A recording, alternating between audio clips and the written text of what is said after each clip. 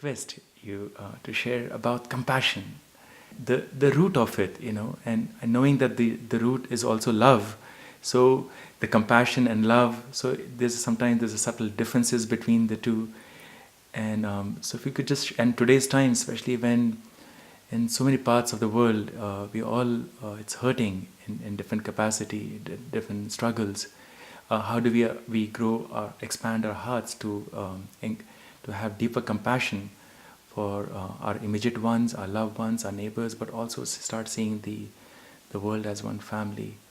So please do share about compassion. Yes, I think compassion is at the moment, at the time we are living it, in the conditions we are living at that moment in our world, it's most important.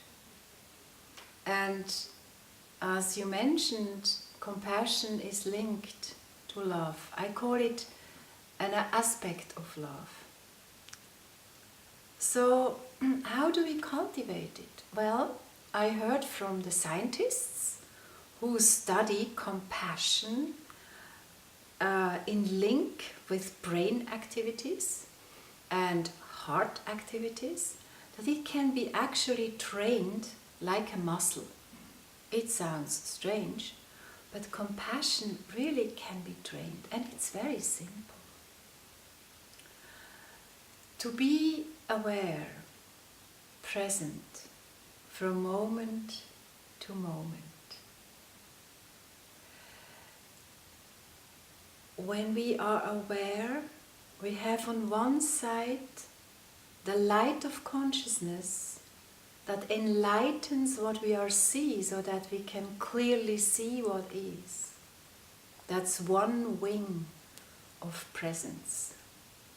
The other wing, and there are not two, is really that you love what you see. And this is a very tender, subtle feeling in the being present, that there is a flow in it, and this flow where you just love whatever it is, fundamentally, with discernment, what is good or not good, in the sense what is for the good of the whole and what is destructive for the benefits of the whole. So this kind of love is in a way the compassion, because you cannot otherwise than being present, love what you see.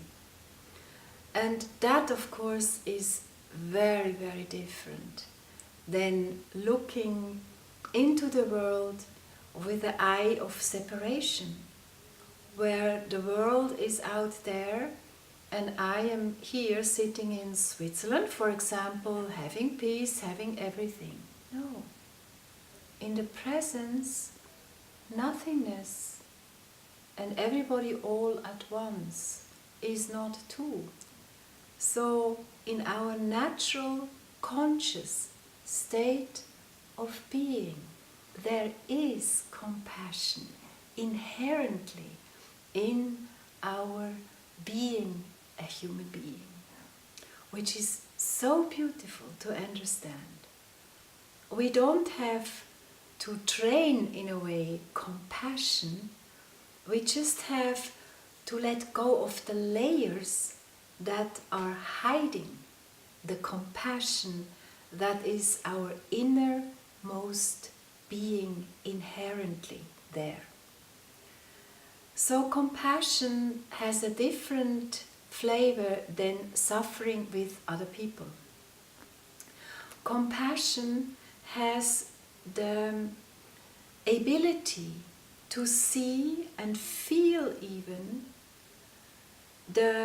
how do I say, the human being is something very tender, can be hurt easily on many levels. It can be on the body level, but also on a psychological or even on a soul level. We can get hurt. So we know about that. We feel in deep compassion with this other person at the same time. And that is the important thing, is that we see from the heart of the heart, in the depth of a human being, what is really this human being. And when you go very deep into the essence of the essence, there is nothingness. So that never is born, and that never will die, is not able to be hurt in any circumstances. So we can, to make another picture, we can see, when we look with the eye of our heart, the diamond in each human being, which cannot be hurt and is always complete. This diamond is really nothingness.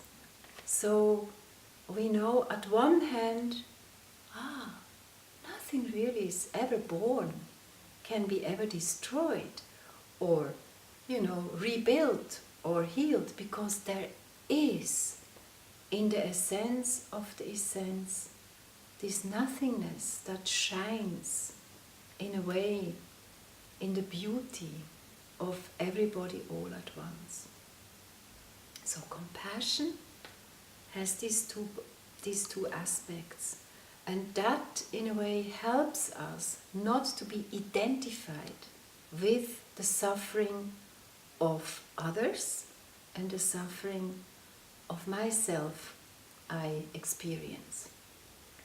So, coming once more back to this presence, in this moment, where it is very still, and where we have no definition who we are.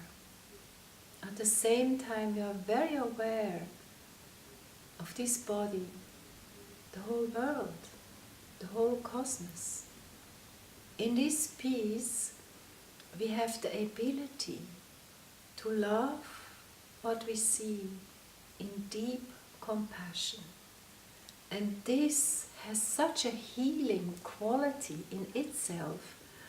It will slowly heal the wounds, the collective wounds we still have and feel on our earth, because we have been through centuries of fighting each other, forgetting that we are not two, all brothers and sisters, one big family.